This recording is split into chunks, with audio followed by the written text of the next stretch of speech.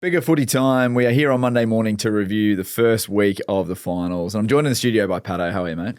I'm good, thanks, Simon. How are you? I'm very well, very well. Very excited, actually, after that. That was, we were just talking before, that was an unbelievable first week of finals compared to last year where there were a few blowouts. I thought every game was pretty remarkable. Also joined by Link, who's back from Perth. How are you, mate? I'm good. A little bit tired after the time difference, basically waking up at 5 a.m. compared to 7, but good. Bit disappointed after the Dockers, but apart from that, all good. We will have to touch on that when we get to it, the Dockers results. And we've got JJ virtually online. How are you, Josh? I'm going well, boys. Yes. I thought Thursday night and Friday night were rock solid, and then Saturday was off the chain. Saturday night was awesome. Link, must have been amazing to be there, albeit you didn't get the result. My sons got up, but must have been pretty cool to be there. Yeah, it was an unbelievable atmosphere. It's weird because I've been going to Collingwood games all year where you feel like it's 99% of the crowd is all Collingwood, and you can't really take that atmosphere for granted. But the Freo atmosphere at that game was genuinely unbelievable. At the Wharfie time come up with 5 minutes to go, Nat Fyfe's just run on the field, and you're thinking there is genuinely no way that they don't run over the top and win this game, and then the Suns just flipped it. Yeah, unbelievable. Two changes of momentum or momentum shifts that we will talk about. Did you have something, Pato? You're looking at me on. I was going to say, that was just absolute heartbreak for the Dockers, and I can't imagine what that would have felt like. And yeah, we'll talk about it later, but yeah, Nat Fyfe's comments in the press conference, keen to sort of unpack all of that, but how good's finals footy? Absolutely. That's what we love. We did review, for those that are tuning in, we did review the Crows and Pies on Friday morning, so we won't touch on that. We're going to touch on the last 3 games, which is obviously really exciting. But maybe let's kick it off chronologically. Let's go to Friday night, Geelong and Brisbane. It was a pretty epic encounter. A lot of people didn't expect that the Cats would get the job done. The Lions a little bit under duress with regard to injuries. But how did you see that one playing out, JJ? Well, very powerful performance from Geelong. Like, of course, the scoreboard's not a true reflection of the game. The nonsense free kicks, which I don't even think we need to talk about. Everyone else has done it to death. We all understand that they weren't necessarily free kicks, and it didn't need to happen. So, Geelong were incredible, and the great adjusters, the Cats, they make such great adjustments. Brisbane had their measure 3 times in a row. From Brisbane's perspective, I'll let you guys talk to the Cats and what you thought of them. But from Brisbane's perspective, I reckon they got spooked by the scoreboard early because they were starting to build up their uncontested mark numbers. And we know they're like 96% win rate when they get over 100 uncontesteds. Early in the second, they're up to about 30 uncontesteds. And I thought, well, like if you continue to control the game and maintain the tempo of the game, it will end up how you want it to end up. But for some reason, and I reckon it was the scoreboard, they got spooked and they went into a chaotic mode and they started flipping the ball over their head, and Geelong were awake to it and made them pay. So, yeah, I wonder how Brisbane would reflect on that and whether they'd go back and think we were actually going a bit better than we thought. What I noticed in the game was just Geelong's defensive efforts behind the footy, just their ability to come forward and put the Lions under heat. I think they were on for those little chip kicks or the forward handball over the top. I think they kind of enticed them almost into taking that forward handball, and then bang, they just came and pressed up, got the ball turned over, and then whoosh, away they went with their running capacity. And keen to talk about Geelong's list and how they've done this again, because it's simply remarkable. I mean, we look back at that stat around how many times Geelong's made the finals in the Chris Scott reign. Just an amazing effort with just some of these players that you wouldn't have really had on your radar a couple of years ago. Yeah, keen to unpack that, but amazing from the Cats. They really looked the part, so they're going to be hard to beat from here. Yeah, well, to your point, JJ, about the Lions and maybe getting a little bit spooked, it really felt like just prior to those free kicks, there was that patch of Geelong dominance where their pressure was just absolutely outrageous. The Tom Stewart goal from outside 50, there are a couple other just sort of big moments, but all of a sudden you looked and it was sort of 30 points kind of almost out of nowhere, because it looked like the Lions were getting the game back on their terms after the end of the first quarter and into the start of the second term. It was an unbelievable wave. And I also wanted your views, JJ. We spoke before leading into it about Stanley not being able to play and what that would mean for the Cats. But geez, the way that Mark Blitzavs, Sam de Koning plays ruck, kicks a goal as well. Like they just the versatility of the Cats list is what I think excites me the most is they've just got so many players that can do so many different things. Yeah, and I think it helps to have a key forward and a key back at either end that are both 202 and can go into the ruck. And, Sam de Koning's taller than Tom, and Tom's a full-time ruckman. So, he's got the capability. He's played some games as their number one ruck. But I just think Blitzarves gives them such a point of difference around the ball. He gets smoked in the hitouts, but at no stage in the game did you think, gee, Darcy Fort's really hurting the Cats with his tap work. Blitzarves ends up with 20 disposals. I thought he set the tone, lays 5 tackles, kicks a goal. He's just...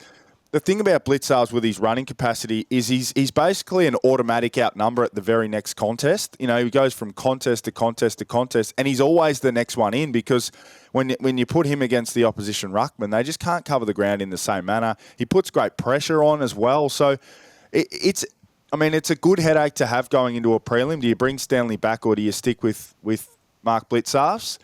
I think it'll come down to the opponent. If it's a Rolly O'Brien, I think they'll play Blitzarves. If it's Lloyd Meek, I think they'll bring that bigger ruckman in Stanley and then potentially sub him out. But to your point, Blitzarves was a point of difference for the Cats on Friday night.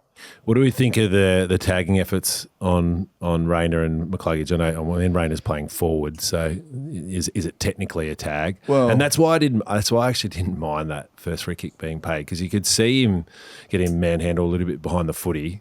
As probably speaking from a forwards perspective, I hate when the backs can just go scrag and hold on. So, but that first one was probably a bit Tiggy Touchwood. Second one was there. The second one was definitely there, but the second one doesn't happen if the first one isn't paid. And I think the first one was certainly soft. But we said we wouldn't talk too much about that, Pato, even though we wanted to get into it. But I didn't. That was from a tagging perspective. No, I'm glad you brought that up because we asked. I think we said who are they going to go to and who would you go to? And Zach Bailey was someone that we discussed. There's a few others, obviously Lockie Neal, but Mullen went to McCluggage and definitely won that battle. So from that perspective, you limit one of Brisbane's best ball users and the guy that you don't want the footy in the hands of. So I think it worked for Geelong. Rayner still kicked 3. Yeah. Rayner was really the only functional forward. If you look at it, they got nothing out of Gallup. They got nothing out of Day. Logan Morris kicked 1 in the third quarter when the game. That was my concern going in on Friday. Yeah, those 2 key forwards for Brisbane, whether they could stand up in a big game like that. So, it proved the case. And JJ probably makes it easier now for other teams knowing that Neal's out in terms of, who do you go to if McCluggage is pretty gettable. Yeah, for sure. And he's been the target in the back half of the year for opposition teams. And rightly so. He is such a damaging ball winner. I think Levi Ashcroft probably gets some more midfield minutes. The other one is Rayner.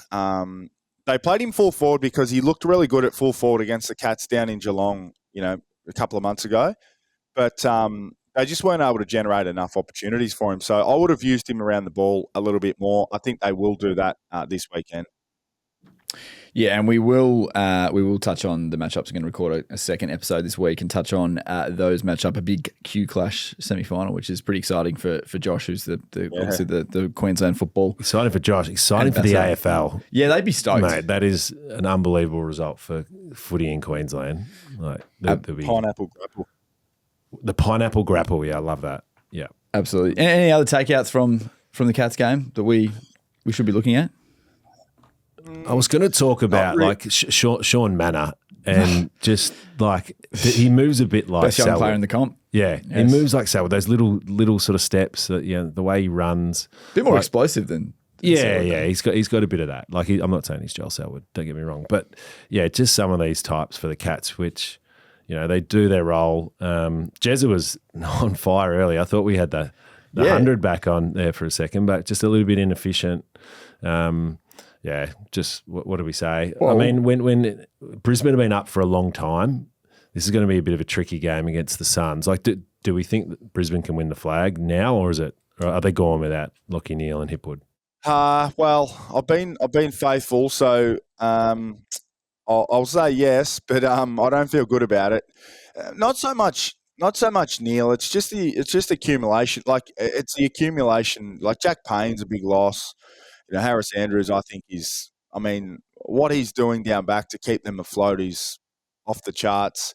But they haven't had Kadeem Coleman, so how can you say, well, he's out as well, but he is out. So Ainsworth was playing such good footy. So all of a sudden, can you cover Neil? Maybe. Can you cover Neil and Hipwood? Maybe.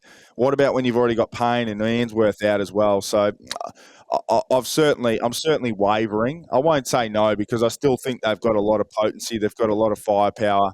They've still got a deep enough midfield. They've still got talented and staunch defenders. So I won't say no, but it's going to be hard for them to progress past the prelim. You must think now. If you're Collingwood, who do you want to play, Brisbane or the Suns?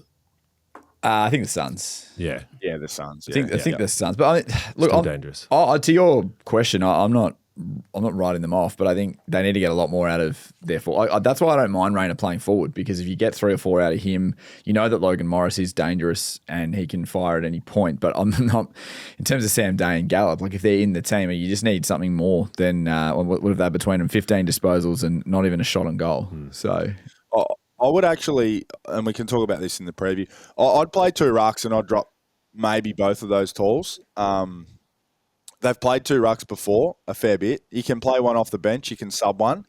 Darcy Fort's not hopeless as a forward. I would really change it up because your mix is out of sync. The best case scenario for Sam Day is a dozen disposals and maybe 2 goals, and Gallup maybe less than that. So I would think about, because Lohman 1-on-1 in space is dangerous. Charlie's not what he once was, but he's still a dangerous commodity. We know what Rayner's like. So do you completely change it up and make some of your smalls, your talls? Like Archie's a great marking target. He hasn't looked like it. He's been up the ground a lot. So I wonder if they might completely go left field, unorthodox, pick 2 rucks and drop both those forward rucks.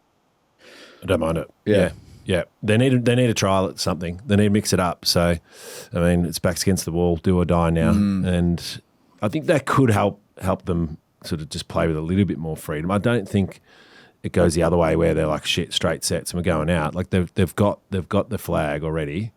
I think they just go and have a crack. So I don't mind that, Joe. That's a good take. Absolutely. You still wouldn't want to play them no matter where they're at, given what they can do. We've got to move on to Saturday, because the Giants and the Hawks that game was on steroids. The Hawks getting out to a 42-point lead midway through the third quarter, and then the tsunami just hit, and sort of similar to the Freo game, which we'll touch on. You thought that the home team was just going to run all over the top, and the Hawks were going to have a really disappointing loss. But the Hawks found some strength, and they managed to kick away. JJ, I want to start with you, because you've been on the Giants a lot. A bitterly disappointing end to what was a pretty inconsistent season for them. Yeah, and I think they've just got to have a good look at their game style. I think that's their primary issue. They'd kill for and I'll say this about a lot of teams, to be honest, but they'd kill for a Josh Dunkley type around the ball, someone who prioritises getting back and helping out. The Giants get back, but they get back to attack. They don't get back to defend. I think they've got to make some adjustments. And I think that's why we've seen them so sporadic. Their best has been unbelievable, and their best in that game was just like eye-popping. But it's sporadic because they try and play a transitional game. They try and play that counter-punch off half-back. Whitfield and Ash and Callaghan get a lot of the footy, behind centre. But it doesn't necessarily stack up in finals. And I think, that's been proven over the past couple of years.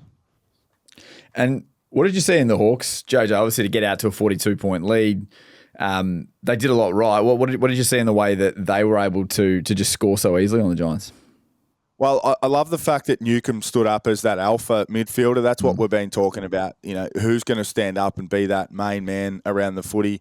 He did so, had 32 disposals. He's been low 20s a lot of the year, and he stood up and had 32 and 12 clearances, kicked a goal. His finals record is starting to really look impressive, John Newcomb. He's only played in a few, but he's been one of the best players on the ground in all of them. And then their flankers that we've spoken about a lot, the guys who don't play as midfielders but basically are midfielders in their system. Impey had 28. I think he went north of 1,000 metres gained. Amon 23 and a goal. And then you look at the half forwards who come up the ground. Moore had 19, Ginnivan 17 and 3, and McDonald 17 and 3. So it was a real team effort. It's a strange thing to say, a team effort, but it was a whole team effort. Barris in the last quarter was great. Scrimshaw took a couple of really good intercept marks. Chol seals the deal. I just think they all played quite well when it comes to the Hawks. In terms of the Giants, it felt like, maybe half the team played outstandingly and half the team played really poorly. The inside 50 differential was quite significant. Giants had like an extra 16 more inside 50s.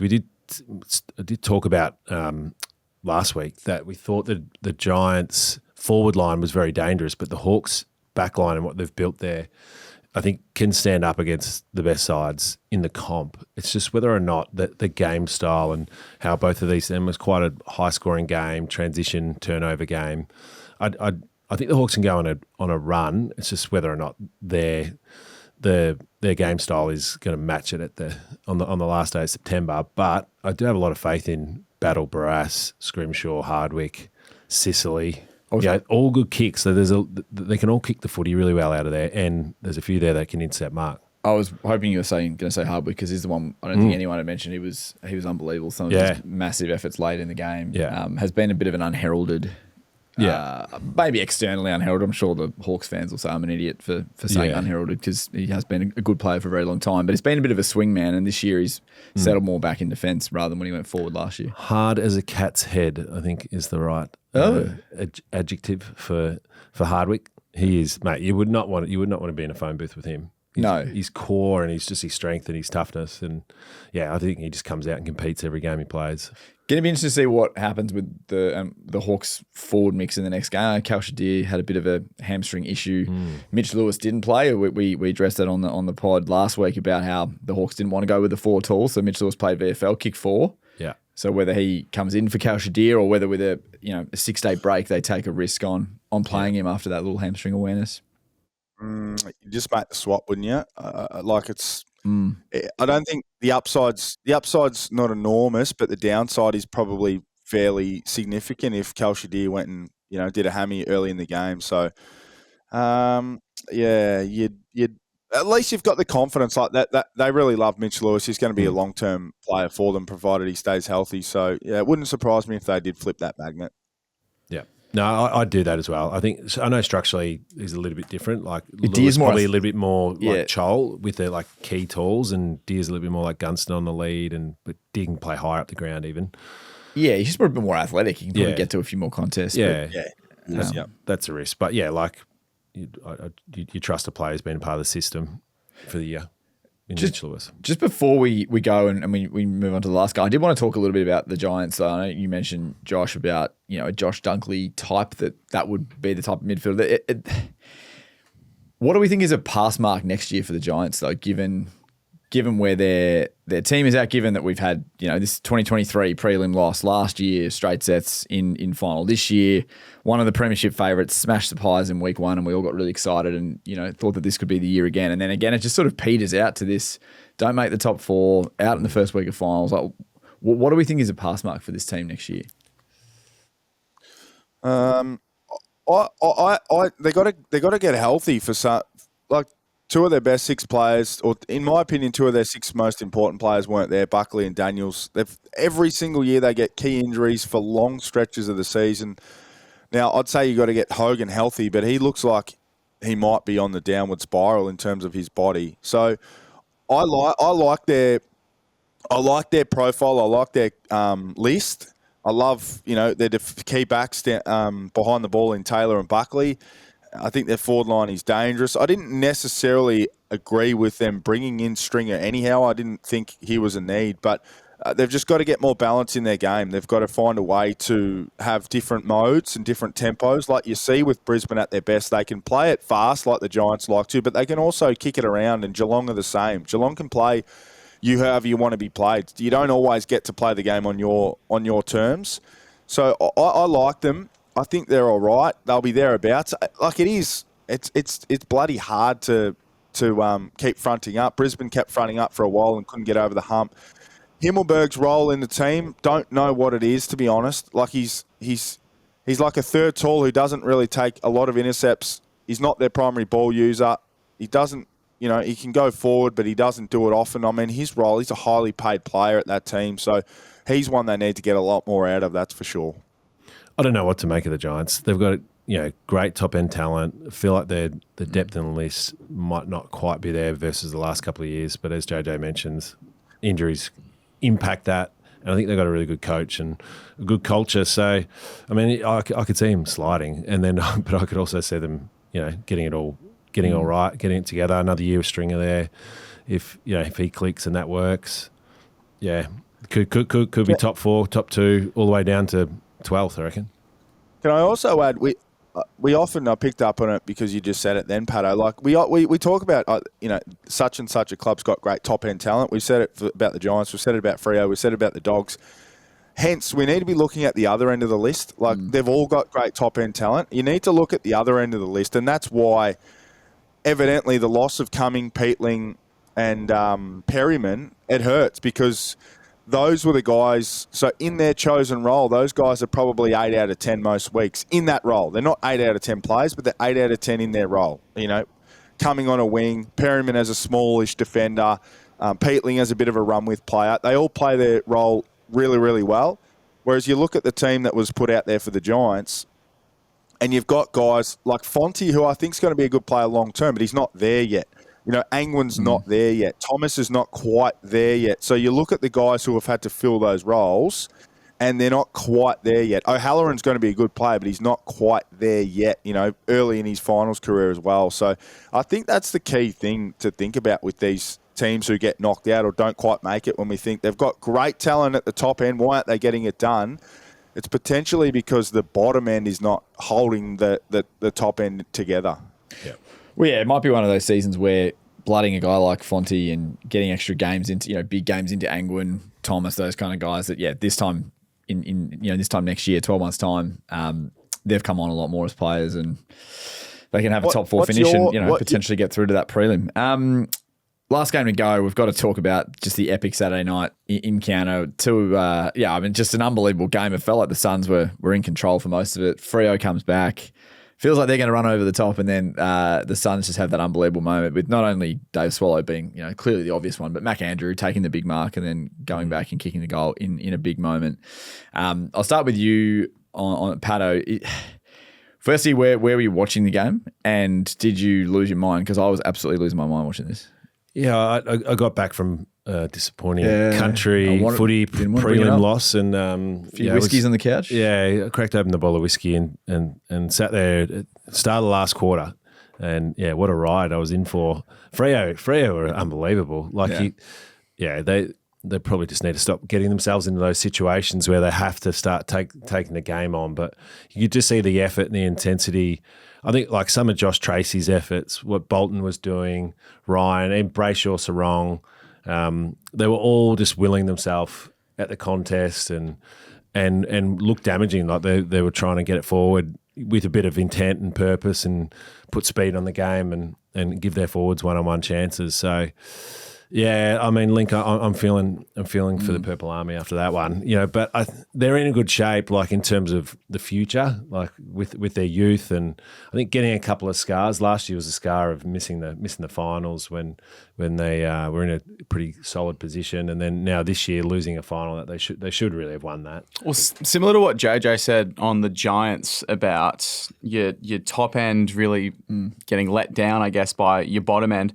I read during the week that Mick Malthouse said he used to make a lot of his list management decisions, or he'd sort of write players off if they didn't perform in finals. And you look back to the early 2000s Collingwood sides that lost the grand finals, and before they broke through with that flag, they lost a couple finals as well.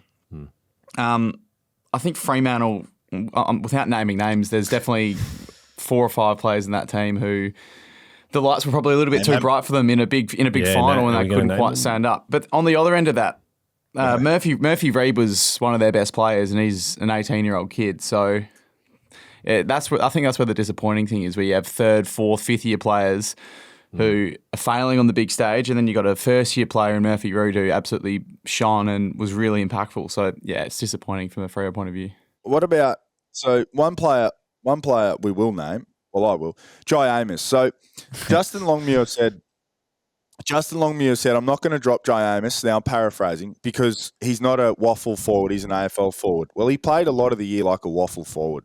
That's just the reality of it. Better players than Jai Amos have been dropped across the journey. To my eye, Pato, he just doesn't get to enough balls. He just doesn't get to enough contests to give himself a chance. Yeah, he's been disappointing. And he's had chances, but I mean, in terms of the script as well with Swallow, like, what do we make of that? Like, in terms of, it was pretty fun seeing the Gold Coast Army go nuts. Well, I think we had two, in terms of the script, we had two players in Fife and Swallow who it was going to be their last game if they lost, and they both had big moments. I spoke to you, Link, and you said when Fife took that mark, you thought maybe that was going to be the moment we'd all talk about. Fife kind of, having a big moment in a game and going through to the next round and keeping... Fife's never been a good kick, and he's just absolutely ripped one off and pulled off a really nice kick afterwards. So if Nat Fife is taking a screamer and then hitting someone on the nipple 50 metres away, and this is all going right. Yeah, and then Swallow, obviously, at the end, gets held. We all thought it was a goal as well off the boot, and then obviously there's a touch, which was probably a better result for the Suns anyway, because it obviously put the ball further back and there was no clearance. You couldn't have a 666 infringement or anything like that go on. So in terms of the game script, it's perfect for the AFL. I mean, they're, as Ross Lyon said, their Nepo baby makes it through to the second week. But Dave Swallow, that's a fairy tale for a guy who's done a lot for a club that hasn't achieved much. Yeah. The mood in the rooms was infectious, wasn't it? Like that was great to see. That makes you want to get it behind the Suns and see them go on a journey here. I mean, they're creating history with every win now. Like that's obviously the greatest win that they've ever had. Matty Rao's mum was full of spirit in the rooms, just pumping up. How much it's they've all had to move away from home. There's not too many local Gold Coast grown players, so you do start to build a bit of family camaraderie that way. So I just love the spirit. They clearly came to play. Dimmer got him in the right headspace, which mentally you talk about on the flip side as well with some Freo players that might not have stood up. Well, the Suns came to play and were ready to play. Just on that, speaking of Suns players who were ready to play, Bailey Humphries in his third year, and I can't recall seeing a more impactful 10 disposal game. He kicked 3 goals, and every time the ball is anywhere near him, you just have your heart in your throat just going, oh, God, he's going to do something here. Yeah. And he was almost the difference in the end. Yeah, didn't touch it in the first quarter, and then had 6 and kicked 3 in the second, I think. So there's a lot of sort of Cam Rayner. He's probably more Cam Rayner than Dusty at the moment, but he's certainly Brad John. I was doing trade radio with Brad Johnson last year, and he said to me, this Bailey Humphrey's going to be the next Dustin Martin. I nearly slapped him. I'm like, what are you talking about? The guy doesn't touch footy. But you can see what he's talking about with the power and the burst and the ability to win a contest in the front half. He's a good finisher too. That's like that. Dustin Martin, I think it was overlooked how Dustin Martin never wasted a kick inside 50, never wasted a shot at goal, and Humphrey's pretty similar. A lot gets talked about Hardwick, and he refuses to tag, and he lets the opposition run free. Well, so do Freo. They let Anderson and Rao run free, and those guys had 30 touches, and I think they both had double figures in score involvements. Anderson kicked it inside 50 a heap as well. So, I mean, you live by the sword, you die by the sword. Freo die, and that's because, in part, they let those 2 superstar midfielders roam free. And a shout-out to Jared Witts. He held it down big time against 2 ruckmen. He had 20 touches, kicked the goal. He was outstanding, the big guy. Yeah. I thought Darcy actually had a couple of poor moments in that last quarter that he'd like back. Yeah, I wanted to talk about feel for him because of how hard he works. He's genuinely one of my favourite players in the comp. But Josh Tracy sort of losing Mac Andrew in that last contest as well basically led to it. It was an uncontested mark. He needs a good bottle of whiskey as well, I think. Which I don't like saying that because I think Josh Tracy's worked so hard. It's a shame because he was probably the difference or one of the main reasons they actually got back in front and chance to win that game. So and that's why it's important when you see a 7th go behind the ball, you got to send the defender through as well, because Tracy has looked really good at times as the free, the spare, the loose behind the ball. He's taken a couple of game-saving marks, but all of a sudden he goes back and he becomes a full back on a full forward effectively, and he's out of his depth. So that's why it was a great move from Mac Andrew or the bench to send him forward. And Money Mac, he's done it twice now. Yes. Are you eating humble pie, Pat? It's big FU to me. Oh, yeah. You might have. Tough weekend for you, Pato. Your 2 flag tips both got knocked out. Who do I jump on now? Fuck, yeah, I don't Yeah, it hasn't been great. Yeah, maybe the Hawks. I was a Hawthorn supporter as a child, so yeah. Oh, okay. That's yeah. Well, Let's jump back on.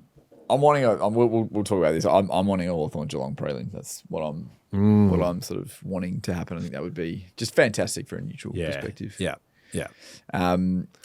Anyway, well, look, guys, I think that's all we've got for time for. We're obviously going to record a second ep this week, so stay tuned to listen to the feed. We're going to look ahead and preview both the semi-finals coming up. But great weekend of footy and looking forward to talk more.